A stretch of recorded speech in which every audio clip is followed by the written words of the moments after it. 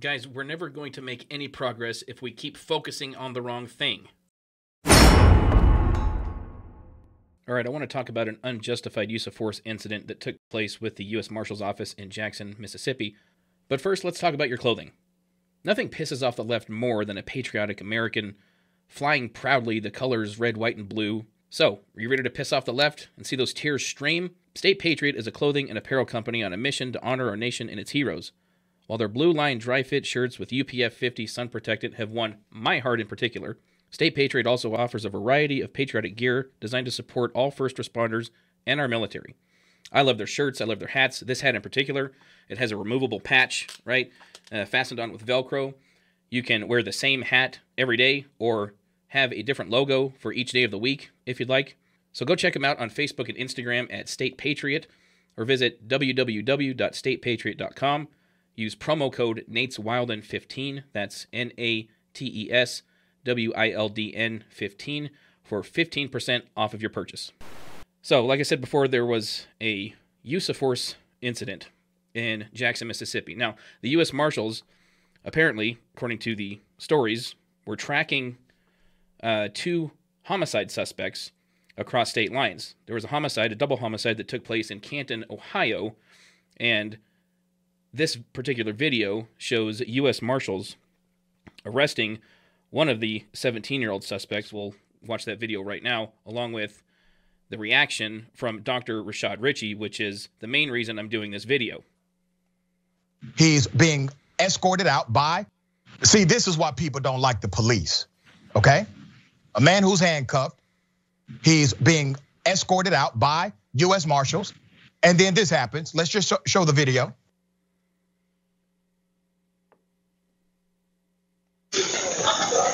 That's the one you took place. Good morning. Okay. Now, producers, get ready. I'm going to show that video again. I want to provide some context to this video. This individual was arrested by the US Marshals in Mississippi. This happened in Jackson, Mississippi. Now, I've watched this video multiple times in slow frame, and what I've noticed is that as one of the marshals, one of the agents, they are walking out, he says, "This is the one who said you suck." That's what one officer says. To the officer that hit him, I want you to pay real close attention, because the media, they're saying either it was a punch or a slap. I don't think it was either. If you look at the marshal's hand, it looks as if he has something in his hand. Play it again.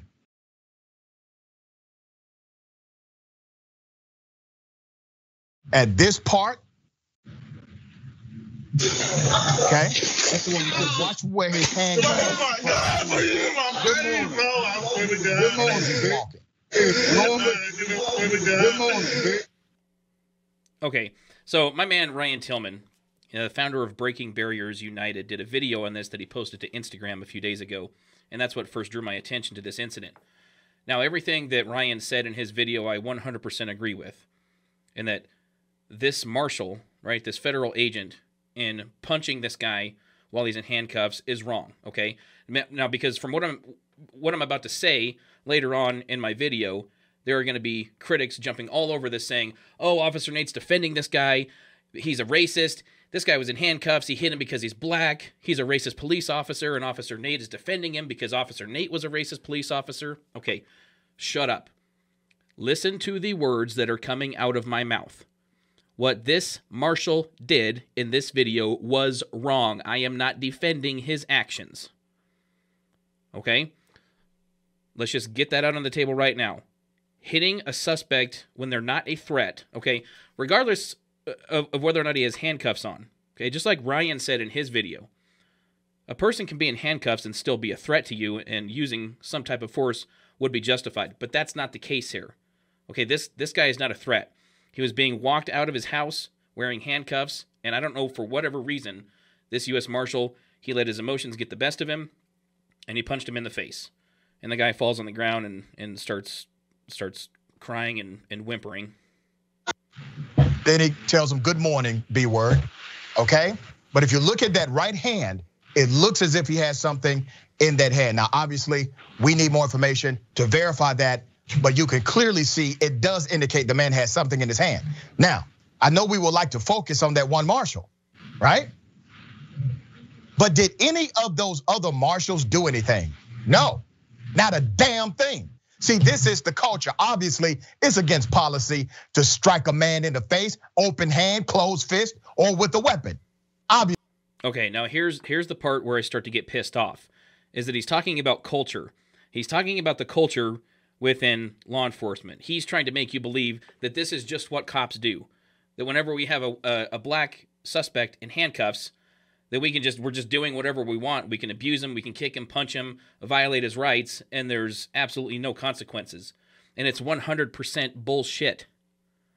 Okay? Now, again, like I said, what this marshal did was wrong, but I guarantee you he is on leave pending the outcome of an internal investigation into this. It's not as though he's getting away with it. Okay? So this is when Dr. Richey starts to talk about culture.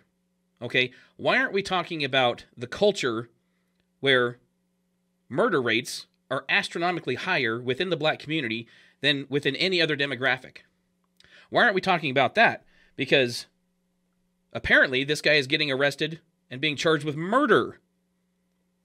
So pretending that him being hit in the face while he's in handcuffs is the bigger, much more significant issue is just ridiculous. Okay?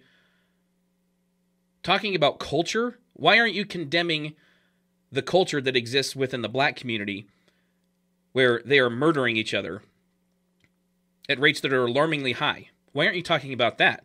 Okay, here's a photo of the two suspects. Now, the one on the right, I believe, Kevin Harris, is the 17-year-old that you saw getting hit in the face by the marshal. Okay, now, the part that they don't want you to talk about, the part that they're not highlighting, is the two victims. These are the two victims. The man on the right, 42-year-old Tracy Wilder. The little boy on the left, Jason Romero Lopez, 5 years old. 5 years old, two people of color. This 17-year-old, the one on the right, along with the person on the left, murdered these two victims. People of color. Where's BLM? Okay, where's BLM? Where are the riots and looting? Where's the justice for Jason signs? Where's the justice for Tracy signs? But no, you want to focus on what amounts to a simple battery, which is a misdemeanor.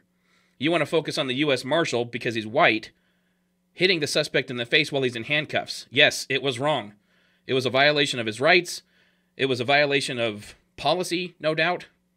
But to pretend that a simple battery is much more important than a homicide, a double homicide, especially a murder of a 5-year-old little boy, to pretend that a simple battery is much more important than a murder investigation simply because the U.S. Marshal was white and the suspect was black is simply asinine. You want to talk about culture?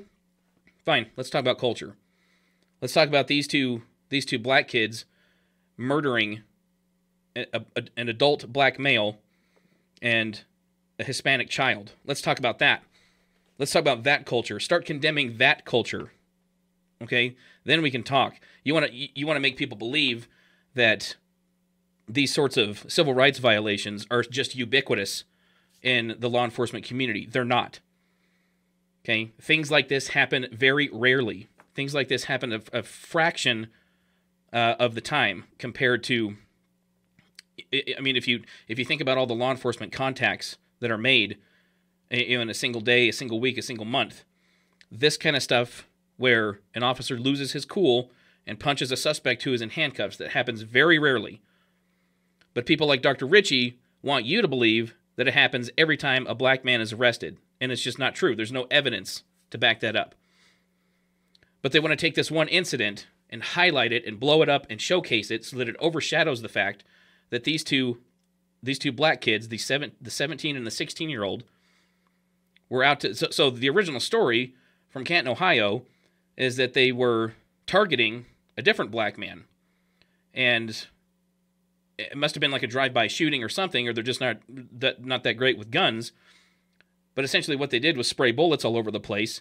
They hit their intended target in the arm, simply wounding him, but one of the bullets went through a car door or a car window and struck Jason Lopez in the face or in the head, killed him, and struck Tracy Wilder while he was changing someone's oil, killed him. So they killed 2 people during an attempted murder. All of the victims in that shooting were black, were people of color. But they're not talking about that. Why not? Why aren't we talking about that? That is the much bigger issue. We're never going to get anywhere in this country if you keep misidentifying the problem and focusing on other problems to make it seem like the original problem isn't that big of a deal. It's just ridiculous. So yes, what this officer did was wrong. This US Marshal, what he did was wrong, and I'm sure he will probably face significant consequences, most likely leading up to his termination. Okay, so then he gets terminated. Great. That would be a punishment commensurate to his violation, right? But then what? You still haven't addressed the culture where black people are killing each other at rates significantly higher than any other race or any other demographic. You still won't address that issue. When are you going to address that issue? When are you going to condemn black on black crime? Because that is the most significant and major cause of black victimization, is victimization by other black people.